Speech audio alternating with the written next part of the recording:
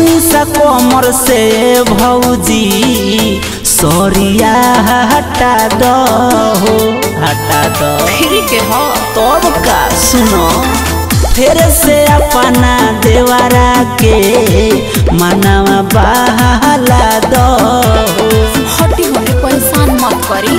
जो बोले हमर शादी न होता तो बोले मजा चिखा दी। अच्छा कैसे तोहरा के ढोढ़िया चटा दे ढोढ़ी हो कि हो परसादी ढोढ़ी हो कि हो परसादी। अरे परसादी बुझलो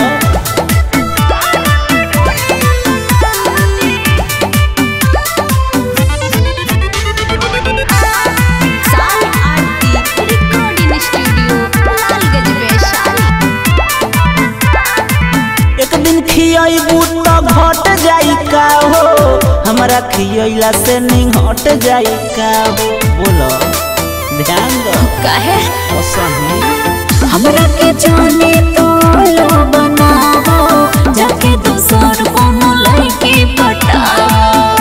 अरे जा एके हाली हमर बतिया के मानो दिल के सुकून दिला दी। सुनो ना कैसे ढोढ़िया के फिर से चटा दी ढोढ़ी हो कि हो परसादी ढोढ़ी हो कि हो परसादी।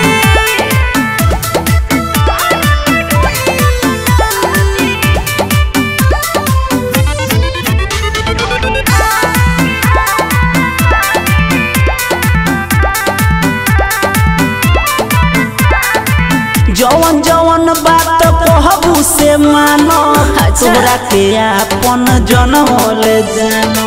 अरे होती मत फुसलाई काहे आओ सारा सवरिया तनी हट जाई दोरे जाना तनी कैसन बराबर रे सब जानता नहीं हम अरे के धनिया के पहिले